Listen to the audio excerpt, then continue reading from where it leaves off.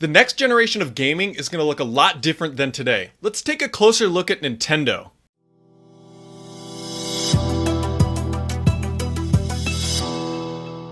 What's up everybody, Brad here, back again, and we are taking a closer look at all the major players in the gaming arena, and we're taking a little bit of a closer look today at Nintendo to see how they are going to compete in cloud technology, fan-based IP services, and of course, hardware. And so what we've been doing in this series is honestly just kind of laying out the landscape of how companies like Microsoft, Sony, Nintendo, Apple, Google, Amazon are going to factor into the next generation of gaming, which kind of starts today. We're already starting to see some of this stuff materialize. And Nintendo is a really interesting company, mostly because, well, they started a very long time ago. They're by far the oldest company that we are looking at, although they haven't always been explicitly a console company. But they have great heritage, and they've essentially survived. And I don't use that word lightly because you can look at other companies that started way back in the 80s and are no longer here in the gaming space. But Nintendo has, against all odds, against bigger competitors with more money, has survived. And so let's just dive into Nintendo here. And we're gonna kick it off with cloud. And cloud is going to be a sore spot for Nintendo. I think we all kind of knew this. This is not a big surprise. They don't have the infrastructure like Microsoft, Amazon, or Google does. It is clearly a weak point, and it always has been for Nintendo. And they don't have the infrastructure in place like all these other companies, and this definitely puts them at a competitive disadvantage. And so right off the bat, not even going to sugarcoat it, going to kick them off with a D for the cloud. And it's something that Nintendo has to be aware of, and they obviously are. But at the same time, Nintendo's been able to buck the trend of online services, which we'll talk about later, and just been able to sell a boatload of hardware when they get it right. Now, moving on to Fanbase, this is an easy one. Fanbase is clearly an A for Nintendo. They have decades of fans. They got everybody starting from way back in the 80s and just moving on up through the generations. And everybody at some point, if you're watching this, has probably owned a Nintendo console or played on one at some point. They have a very large and loyal fan base. And the other interesting thing too about Nintendo is, does anybody really hate them? I know that there's people in the Sony camp that would throw rocks at people in the Xbox camp, and people in the Xbox camp would throw rocks right back at people at Sony. But does anyone want to throw a rock at Nintendo? I don't think so. Nintendo's kind of like that wholesome, feel-good company that everybody's always rooting for, and they typically know how to work their fan base, and they're good at doing this. And Nintendo clearly getting an A for that. They have a fantastic relationship with their customers, and when they get the hardware right, they will move a boatload of it.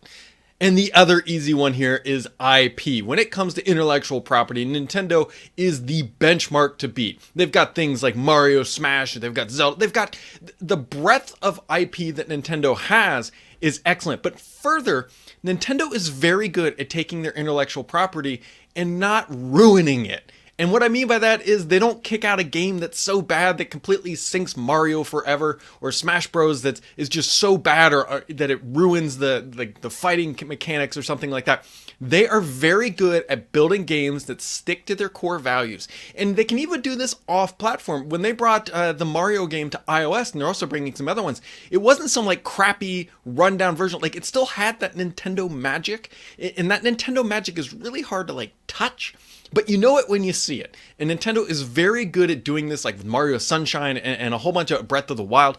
All did these things wonderfully.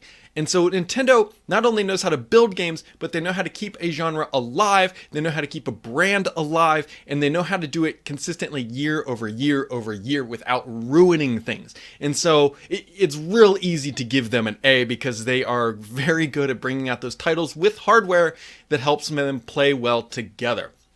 And Nintendo is clearly leading the class in that. Now, services. Services, online services specifically, has never once in their history been a strong point of the brand, unfortunately for Nintendo. Now, they do have Nintendo Online, which costs $20, and the reason why it costs $20 for the year is because it's not very good.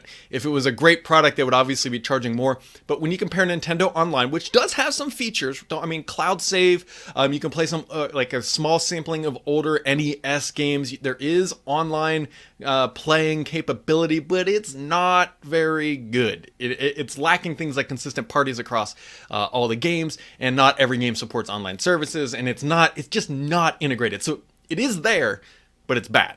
And Nintendo knows this. That is not their strength. It's probably why we've seen some Xbox Live enabled titles such as Cuphead moving over to that platform. And I still think that Nintendo might be reaching out to Microsoft here at some point to help get some help there, because they really need it.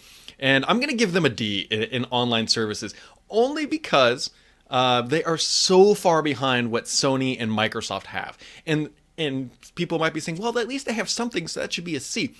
But here's the deal. They are so far behind, and they've already delayed Nintendo Online once. Them to catch up to Microsoft and Sony is going to be very, very difficult, and they don't necessarily have the capacity to do it. I struggle to see them ramping up and staffing up so many people to compete truly with these services. And Google is already going all in on this stuff, and so it's a really, really sore spot for Nintendo. Now, granted, do they need online services? They've made a whole bunch of money up to this point not having an online service. I don't know if you could make that argument. You can make the argument that maybe they don't need a cloud because they can get that from other companies. Maybe you can say the same argument because they can get their cloud or their online capabilities from Microsoft or something like that.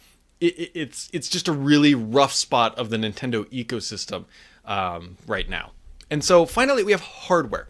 And hardware, I think I'm going to get some flack for this one. We will see. The Switch, home run. Nintendo, when they get the hardware right, is fantastic. When they get it wrong, you end up with the Wii U, which most people don't like to talk about. But you have things like the N64. The Wii obviously did very well, although the Wii had a pretty low attach rate outside some of the core games. But that's okay. They still sold over 100 million of them. They did all right with the Wii. I am going to give Nintendo in the hardware space a B. And I know many people are probably thinking, hey, they should get an A. They should. And maybe they should, but I'm going to stick with B, and here's my logic why. Nintendo is so tied to their hardware that if they don't get it right, the company is going to implode. And I don't say that lightly. Yes, they have IP and they have Fanbase, but if whatever comes after the Switch doesn't do it for the company, they're going to be in serious trouble, and then they're going to have to start licensing. It's only because they are so overweight in the hardware category that I think it's a strength, but it's also a weakness at this point.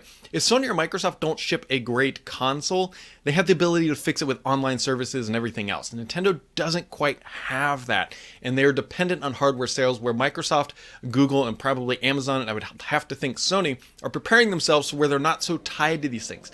That being said, Nintendo very well could survive just as a console maker, and they may not need to do anything else if they don't chase down that hyper growth that so many companies and people salivate over.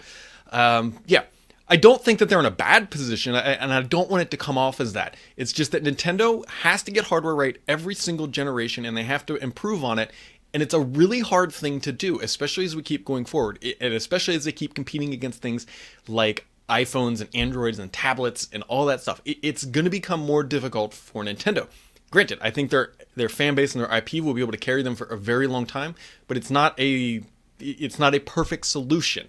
So, hardware with a B. So we got cloud with a D, fan base with an A, IP with an A, services with a D, and hardware with a B. I'm sure some people are going to disagree on that hardware one, and I fully expect that, but I don't think that they are best in class in hardware at this time.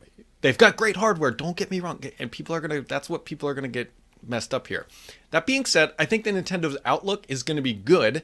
They have a niche, whatever you want to call it, carved out, and they do very well in there. And they've also got some IP that is very good, and it's going to continue to propel them.